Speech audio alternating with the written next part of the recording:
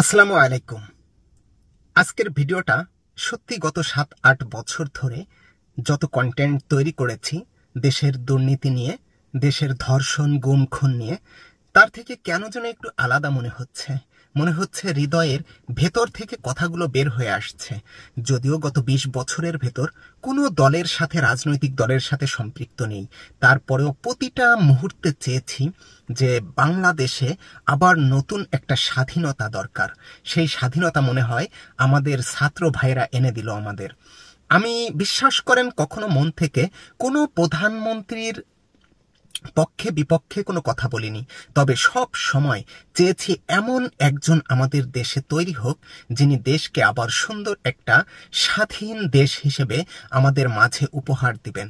যেমন ধরুন, আমাদের মা বোনেরা রাস্তাঘাটে, স্কুল কলেজ বাজারে বা অফিস আদালতে নির্ভয়ে কোনো ধরনের ইপটিজিং ছাড়া, কোনো ধর্ষণ খুন গুম ছাড়া তারা ঘুরে বেড়াবে স্বাধীনভাবে। আমি চেয়েছি আমাদের বাংলাদেশের তরুণ সমাজ যারা রয়েছেন, যারা মেধাবী রয়েছেন, তারা মেধার মাধ্যমে চাকরিতে এসে বা মেধার মাধ্যমে দেশ পরিচালনায় এসে দেশকে সামনের দিকে এগিয়ে নিয়ে যাক। আমি চেয়েছি যে বৈধভাবে আমাদের কোটি কোটি প্রবাসী যারা দেশের বাইরে প্রবাসে থেকে রেমিটেন্স পাঠায়, এই রেমিটেন্সগুলো যেন সত্যিকার অর্থে দেশের উন্নয়নের কাজে লাগে।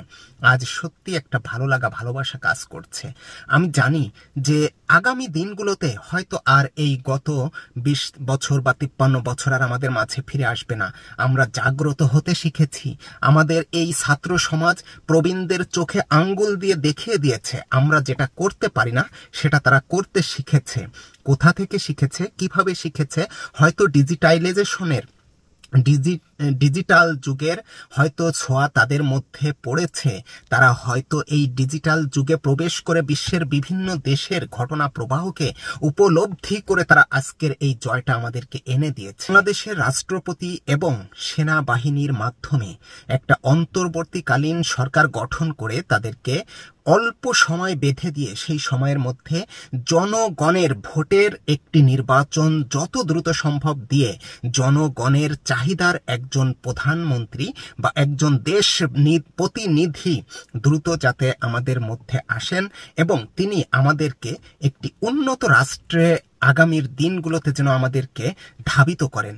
আমরা যেন সুন্দর একটি রাষ্ট্র কায়েম করতে পারি, যে রাষ্ট্রে থাকবে না কোনো খুন গুম, থাকবে না ধর্ষণ দুর্নীতি, যে রাষ্ট্রে থাকবে না পুলিশ ক্লিয়ারেন্স নেওয়ার জন্য ৫০০ বা ১০০০ টাকা বকশিস, যে রাষ্ট্রে থাকবে না পাসপোর্ট করার জন্য অতিরিক্ত কোনো টাকা, যে রাষ্ট্রে থাকবে না ভূমি অফিসে গিয়ে একটি দলিল বের করার জন্য ১০০ টাকা, যে রাষ্ট্রে থাকবে না কোনো ধরনের কোনো স্বৈরাচার, যে রাষ্ট্রে থাকবে না কোনো ধরনের কোনো আতঙ্ক। একটা সুন্দর রাষ্ট্র আগামী আমাদের প্রজন্ম যেন উপহার হিসেবে পায়।